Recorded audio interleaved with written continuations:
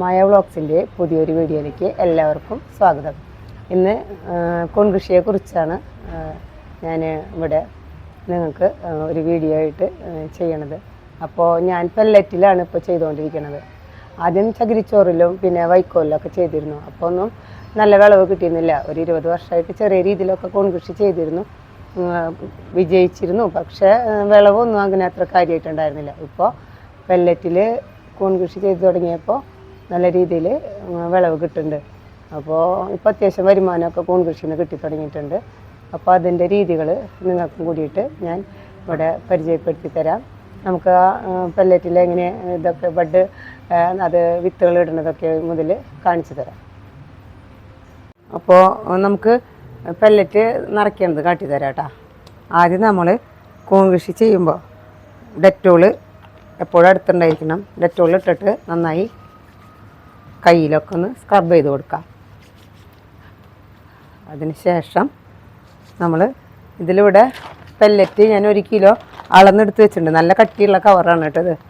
അപ്പോൾ ഇതിൽ 1 kilo pellet അളന്നെടുത്ത് വെച്ചിട്ടുണ്ട്.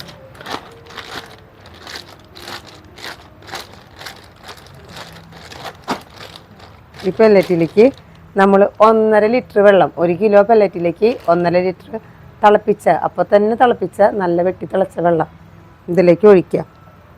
നേരിട്ട് ഒഴിക്കുക കേട്ടോ.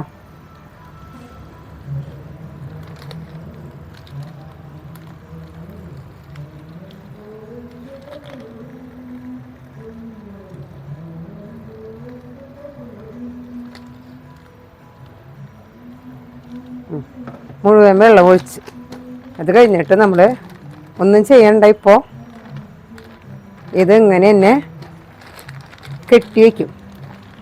ഒരു റബ്ബർ ബാൻഡ് ഇട്ടിട്ട് നമ്മൾ കെട്ടി വയ്ക്കാം. എന്നിട്ടിത് 8 മണിക്കൂറാണ്. 8 മണിക്കൂർ ഇങ്ങനെ തന്നെ ഇരിക്കണം. ഇത് തന്നെ ഇങ്ങനെ വീർത്ത് വരും. ചൂടൊക്കെ മാറി നല്ല ഇതിൽ വീർത്ത് വരും.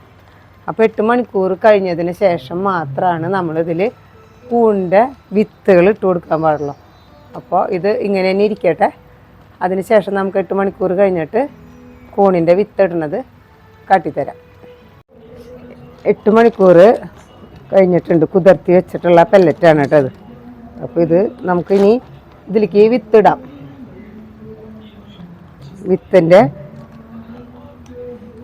വിത്തിടുന്നതിന് മുൻപ് നമ്മൾ ഡെറ്റോളിലൊന്ന് കൈയൊക്കെ ഒന്ന് നന്നായി സ്ക്രബ് ചെയ്ത് കൊടുക്കുക. എന്നിട്ട് ഇതാണ് ഇങ്ങനെയാണ് വിത്തിൻ്റെ പാക്കറ്റ് കേട്ടോ. വിത്തിൻ്റെ ഇങ്ങനെ ശ്വസിക്കാനായിട്ടൊരു ഇതൊക്കെ പഞ്ഞിയൊക്കെ വെച്ചിട്ട് അവർ സെറ്റാക്കി വെച്ചിട്ടുണ്ടാവും. അപ്പോൾ ഇത് 2 ബഡിലേക്കുള്ള വിത്താട്ടാ. 300 ഗ്രാം വിത്ത് ഉണ്ടാവും. 150 ഗ്രാമാണ് ഒരു ബഡിലേക്ക് നമുക്ക് വേണ്ടുള്ളൂ. അപ്പോൾ നമ്മൾ ഇതിനൊന്ന് ഉടച്ച് കൊടുക്കുക. ഇത് കട്ട പിടിച്ചിട്ടാവും ഇരിക്കുന്നുണ്ടാവുക.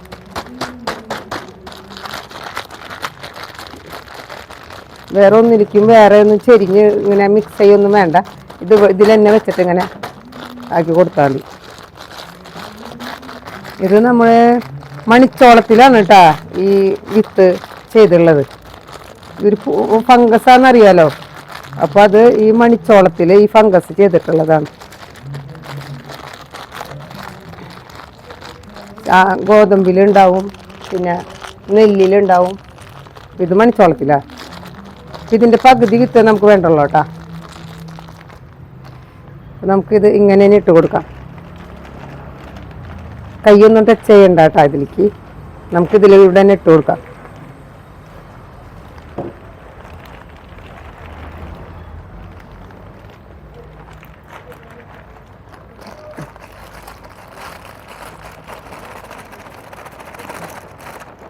പകുതി വിത്തോളം വിട്ട് ഇനി നമ്മൾ ഇതിനിങ്ങനെ തന്നെ പിടിച്ചിട്ട് ഇതിൻ്റെ സൈഡിലേക്ക് ആക്കി കൊടുക്കണം.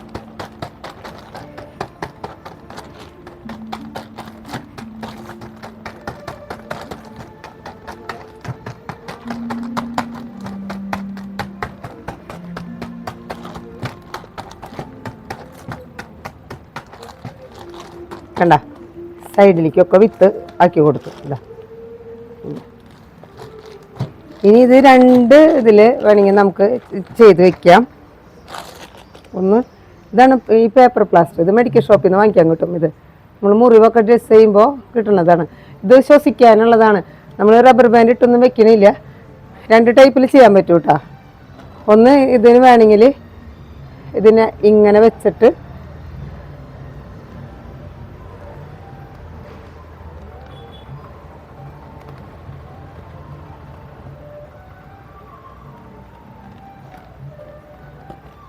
ഇങ്ങനെ ഒട്ടിച്ച് കൊടുക്കാം.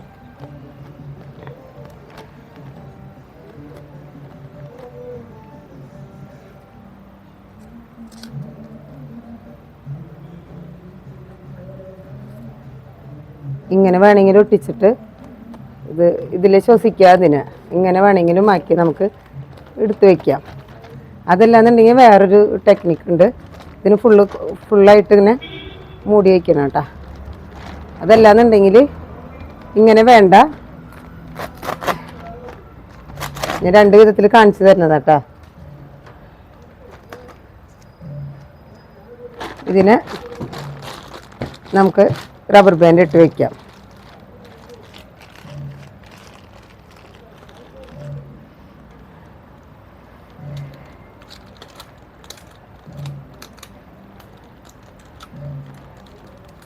ഇങ്ങനെ ഇട്ട് വെച്ചതിന് ശേഷം നമുക്ക് ഇതിന് ശ്വസിക്കാനായിട്ട് ഒരു ഗ്യാപ്പ് കൊടുക്കണ്ടേ. അപ്പോൾ നമ്മൾ ഇതിവിടെ ഒന്ന് ചെറിയൊരു ഹോളിട്ട് കൊടുക്കാം. മുറിവൊക്കെ ഡ്രസ് ചെയ്യണം അതേപോലെ തന്നെ നമ്മളിതൊന്ന് ഡ്രസ് ചെയ്ത് കൊടുക്കാം.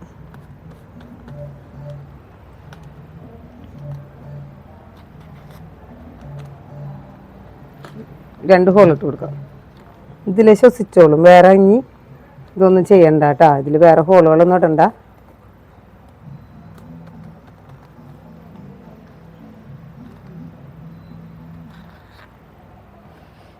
ഇത് 20 ദിവസം ഇങ്ങനെ തന്നെ നമുക്ക് ഈ ഡെറ്റോളും ഇതൊക്കെ ചെയ്ത് വെച്ചിട്ടുള്ള റൂമിലുണ്ടല്ലോ, അവിടെ നമുക്ക് നല്ലോണം ക്ലീനാക്കിയ ആ റൂമിൽ നമുക്കൊരു മൂലയിലായിട്ട് ഇത് സൂക്ഷിച്ച് വെക്കാം. മേശ എവിടെയാണെന്ന് വെച്ചാൽ നമുക്ക് അവിടെ വെക്കാം. ഇതിങ്ങനെ തന്നെ വെക്കാം. വെച്ചതിന് ശേഷം നമുക്ക് അവിടെ ഇരുട്ട് റൂമൊന്നും അല്ലെങ്കിലും കുഴപ്പമില്ല, ഒരു ബ്ലാക്ക് തുണി നമുക്ക് കടകളിൽ നിന്ന് വാങ്ങിക്കാൻ കിട്ടണ ബ്ലാക്ക് തുണി, കോട്ടൻ്റെത് ലൈനിങ് തുണി പുറത്തേക്ക് എടുത്താൽ മതി. ആ തുണി അടിച്ചിട്ട് നമുക്ക് എത്ര ബെഡ് ഉണ്ട് അത് മൂടാൻ പറ്റുന്ന പാകത്തിലുള്ള തുണി വാങ്ങിച്ചിട്ട് വെറുതെ ഒന്ന് മൂടി വയ്ക്കുക. അത്രേ ചെയ്യണ്ടുള്ളൂ. 20 ദിവസം കഴിയുമ്പോൾ ഫുള്ളായിട്ട് കൂന്തന്തുക്കൾ ഇങ്ങനെ പുറത്തേക്ക് വരുന്ന രീതിയിൽ വെള്ള കളറായിട്ടുണ്ടാവും. അപ്പോൾ നമുക്കറിയാം ഇങ്ങനെ പുറത്തേക്ക് വരുന്ന ഇതിൽ കാണാൻ പറ്റും. അപ്പോൾ ഈ 20 ദിവസം കഴിഞ്ഞതിന് ശേഷം നമുക്ക് ഇവിടെയൊക്കെ ഇങ്ങനെ ഹോളിട്ട് കൊടുക്കാം. ഇങ്ങനെ വരിഞ്ഞ് കൊടുക്കാം. അപ്പോൾ അതിൽ കൂടി തന്തുക്കളൊക്കെ പുറത്തേക്ക് വന്ന് 22ാമത്തെ ദിവസം മുതൽ കൂണ് വിരിഞ്ഞു തുടങ്ങും. 25ാമത്തെ ദിവസം കൂണ് വിളവെടുക്കാം. പിന്നെ വീണ്ടും നമുക്ക് 5-6 ദിവസം കഴിഞ്ഞാൽ വീണ്ടും അതിൽ നിന്ന് വിളവ് കിട്ടും. അങ്ങനെ ഒരു 2 മാസത്തിൻ്റെ അടുത്ത് ഒരു ബഡിൽ നിന്ന് വിളവ് കിട്ടും. അപ്പോൾ എല്ലാവരും ഇങ്ങനെ ചെയ്ത് നോക്കാം. ഞാൻ ഇതിലെ ലാസ്റ്റ് വിളവെടുപ്പാണ് കേട്ടോ. അപ്പോൾ ഞാൻ ഇന്ന് വീഡിയോ ചെയ്യണ കാരണം നിങ്ങൾക്ക് കാട്ടിത്തരാണ്. കണ്ട ഇതേപോലെ കീറി വയ്ക്കാം. കഴിഞ്ഞു. അപ്പോൾ ഇതിൽ ലാസ്റ്റ് വിളവെടുപ്പാണ്. ഇതിനൊന്നും കൂടിയും വലുതായി കിട്ടും. അപ്പോൾ ഇതേപോലെ ആയിരിക്കും. എല്ലാവരും ഇതേപോലെ ചെയ്ത് നോക്കാം. അപ്പോൾ ബഡ് നിറയ്ക്കുന്നത് എല്ലാവരും കണ്ടു കാണും. അപ്പോൾ പിന്നെ നമുക്ക് കുറച്ച് കാര്യങ്ങൾ കൂൺ കൃഷീനെ കുറിച്ചിട്ട് നമുക്ക് പറയാനുണ്ട്. അതിൻ്റെ കണ്ടാമിനേഷൻ എന്ന് പറഞ്ഞൊരു സ്റ്റേജ്, അത് എങ്ങനെ വരുന്നു അതിനെക്കുറിച്ചിട്ട്. കൂൺ കൃഷി ചെയ്തിട്ട് വിജയിക്കണില്ല എന്നുകൊണ്ട് കുറേ പേര് എന്നെ വിളിക്കാറുണ്ട്. എന്താണ് അതെന്താണ് അങ്ങനെയെന്നൊക്കെ ചോദിച്ചിട്ട്. അപ്പോൾ അതിനെക്കുറിച്ചിട്ട് കുറച്ച് കാര്യങ്ങൾ പറഞ്ഞു തരാം. കൂൺ കൃഷി ചെയ്യാനായിട്ട് ഇരുട്ട് റൂം വേണം, പിന്നെ നല്ല സൗകര്യങ്ങൾ വേണം എന്നൊക്കെ പറഞ്ഞിട്ട് നമ്മൾ കാണാറുണ്ട്. പക്ഷെ അങ്ങനെയൊന്നും വേണ്ട. ഞാൻ അതേപോലെ ഒന്നല്ല ചെയ്യണത്. ഞാൻ ഉറങ്ങുന്ന എൻ്റെ റൂമിൻ്റെ ഒരു ഭാഗത്ത് തന്നെയാണ് ഞാൻ ചെയ്യണത്, ഒരു സൈഡിലായിട്ട്. അത്രയും സൗകര്യം മതി കൂൺ കൃഷി ചെയ്യാനായിട്ട്. അപ്പോൾ ആ റൂം നമുക്ക് ഡെറ്റോളും വെള്ളം കൂടി മിക്സ് ചെയ്തിട്ട് നമ്മൾ ഒരു സ്പ്രേയറിൽ നിറച്ചിട്ട് റൂമിൻ്റെ മുകൾ ഭാഗത്തും സൈഡിലും നന്നായിട്ട് സ്പ്രേ ചെയ്ത് കൊടുക്കുക. അണുക്കളൊക്കെ നശിക്കണ വരെ നല്ല രീതിയിൽ സ്പ്രേ ചെയ്ത് കൊടുക്കുക. റൂമിൻ്റെ അടിവശം ഡെറ്റോളിലിട്ടിട്ട് നന്നായി തുടച്ചെടുക്കുക. റൂമിൻ്റെ പുറത്ത് നമുക്ക് കുറച്ച് പൊട്ടാസ്യം പെർമാംഗനേറ്റ് മെഡിക്കൽ ഷോപ്പുകളിൽ നിന്ന് വാങ്ങിക്കാൻ കിട്ടും. അത് കുറച്ച് കാല് കഴുകാനായിട്ട് നമ്മൾ വെക്കണം പുറത്ത്. അതിൽ കാല് കഴുകി തുടച്ചതിന് ശേഷം റൂമിലേക്ക് കിടക്കാം. ഇത്ര കാര്യങ്ങൾ ശ്രദ്ധിച്ചാൽ മതി കൂൺ വെച്ചിരിക്കുന്ന റൂമിൻ്റെ ഉള്ളിലേക്ക് കിടക്കാനായിട്ട്. പിന്നെ നമുക്ക് അതിൻ്റെ ഉള്ളിൽ വേറെ ഈച്ച കൊതുക് അങ്ങനെയുള്ളതൊക്കെ കടക്കാതിരിക്കാൻ വേണ്ടിയിട്ടുള്ള രീതിയിലാണല്ലോ നമ്മൾ പെല്ലറ്റ് കൃഷി ചെയ്തിരിക്കുന്നത്. അപ്പോൾ ആ പെല്ലറ്റ് കൃഷി ആയതുകൊണ്ട് അതിൻ്റെ ഉള്ളിലേക്ക് ആ ബഡിൻ്റെ ഉള്ളിലേക്ക് പ്രത്യേകിച്ച് കീടങ്ങളൊന്നും കടക്കില്ല. അതായത് പേപ്പർ പ്ലാസ്റ്റർ ഒട്ടിച്ച രീതിയിലാണല്ലോ നമ്മൾ ചെയ്തുള്ളത്. അതേ സ്ഥാനത്ത് നമ്മൾ വൈക്കോലിലും ചകിരിച്ചോറിലും ചെയ്യുകയാണെങ്കിൽ പെട്ടെന്ന് കണ്ടാമിനേഷൻ വരാൻ ചാൻസ് ഉണ്ട്. കാരണം അത് നമ്മൾ ഇതിൽ നിന്ന് ബഡ് ചെയ്തതിന് ശേഷം നമ്മൾ അവിടെ നിറച്ച് ഹോൾസ് ഇട്ട് കൊടുക്കില്ല. അപ്പോൾ അതിൻ്റെ ഉള്ളിൽ കൂടെ പെട്ടെന്ന് തന്നെ ഈച്ച കൊതുക് അങ്ങനെയുള്ള ഇതൊക്കെ കയറി മുട്ടയിടലും അങ്ങനെ അത് പെട്ടെന്ന് തന്നെ കണ്ടാമിനേഷൻ വരാനുള്ള ചാൻസ് ഉണ്ട്. അപ്പോൾ ഇതിലൂടെ അങ്ങനെയുള്ള പ്രശ്നങ്ങളൊന്നുമില്ല. അപ്പോൾ പെല്ലറ്റ് കൃഷി നല്ല സക്സസ് ആയിട്ട് ചെയ്യാൻ പറ്റും. ഞാനിപ്പോൾ പെല്ലറ്റ് കൃഷി ചെയ്ത പിന്നെ നല്ല അത്യാവശ്യം വരുമാനം എനിക്ക് കൂൺ കൃഷിയിൽ നിന്ന് തന്നെ കിട്ടുന്നുണ്ട്. അപ്പോൾ അതും നമുക്ക് മറ്റുള്ള കൃഷിയേക്കാളും ലാഭം കൂൺ കൃഷിയിൽ ഇപ്പോൾ കിട്ടി തുടങ്ങിയിട്ടുണ്ട്. അപ്പോൾ നിങ്ങൾക്കെല്ലാവർക്കും ഈ കൂൺ കൃഷി ചെയ്യാനായിട്ട് പറ്റും. അതിന് പ്രത്യേകിച്ച് ഇരുട്ട് റൂമോ അതിന് വേണ്ടിയിട്ടൊരു റൂമോ സൗകര്യങ്ങളോ തിരഞ്ഞ് നടക്കേണ്ടതില്ല. നമ്മൾ താമസിച്ചു കൊണ്ടിരിക്കുന്ന ഏതെങ്കിലും ഒരു റൂം ഒഴിഞ്ഞ് കിടക്കുന്നുണ്ടെങ്കിൽ അതിൻ്റെ ഉള്ളിൽ നമുക്ക് ചെയ്യാവുന്നതുള്ളൂ. അല്ലെങ്കിൽ എന്തെങ്കിലും സോക്കേഴ്സിലോ അല്ലെങ്കിൽ ഒരു മേശ അങ്ങനെയൊക്കെ സംഘടിപ്പിച്ചിട്ട് റൂമിൻ്റെ ഉള്ളിൽ ചെയ്യാവുന്നതുള്ളൂ.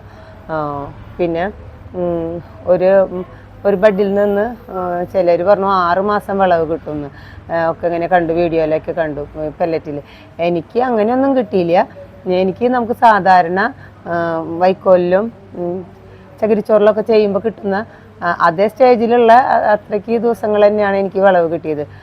2 മാസത്തോളം തന്നെ കിട്ടിയിട്ടുള്ളൂ. 6 മാസമൊന്നും കിട്ടിയിട്ടില്ല. 3-4 വിളവ് അത്ര തന്നെ കിട്ടിയിട്ടുള്ളൂ. പക്ഷെ അത് നല്ല തൂക്കം വരുന്നതാണ്. ഒരു ബഡിൽ നിന്ന് തന്നെ ഒരു പ്രാവശ്യം എടുക്കുന്ന ഇത് ചിലപ്പോൾ 1 കിലോൻ്റെ അല്ലെങ്കിൽ 1/2 കിലോ അതിന് മേലെ അങ്ങനെയുള്ള ബഡുകളിൽ കിട്ടിയിരുന്നു. അപ്പോൾ അതുകൊണ്ട് തൂക്കം കൂടുതലുള്ളതുകൊണ്ട് നല്ല വരുമാനം കിട്ടുന്നുണ്ട്. അപ്പോൾ പെല്ലറ്റ് കൃഷി നമുക്ക് നല്ല വരുമാനമാണ്. പിന്നെ ചിലർ പറഞ്ഞു കേട്ടു പെല്ലറ്റിൽ ചെയ്യുന്നതുകൊണ്ട് കൂണിന് വളരെ സ്വാദിൻ്റെ വ്യത്യാസമുണ്ടെന്ന്.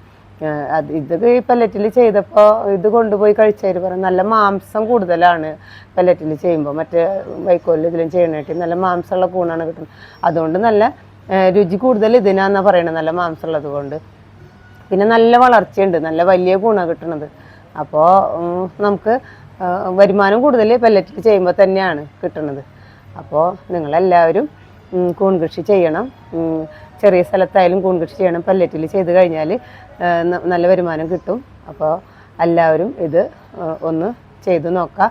ആദ്യം 1-2 പ്രാവശ്യം ചെയ്തിട്ട് വിജയിച്ചില്ല എന്ന് പറഞ്ഞിട്ട് നിർത്തരുത്. അത് ഏതൊരു സംരംഭമായാലും നമ്മൾ ആദ്യത്തെ പ്രാവശ്യമോ 2ാമത്തെ പ്രാവശ്യമോ 3ാമത്തെ പ്രാവശ്യം ഒക്കെ വിജയിക്കാതെ പോകുന്നതുണ്ടാവും. പക്ഷെ നമ്മൾ തുടർന്ന് ചെയ്തുകൊണ്ടിരിക്കുമ്പോൾ തന്നെയാണ് അതിനൊരു വിജയം കണ്ടെത്താൻ സാധിക്കുള്ളൂ. നമ്മൾ എപ്പോഴായാലും എന്ത് ചെയ്യായാലും നിർത്താതെ നമ്മൾ അതിൻ്റെ ഒരു വിജയത്തിലേക്ക് എത്തണം. അപ്പോൾ അതിന് വേണ്ടിയിട്ട് പരിശ്രമിക്കുക.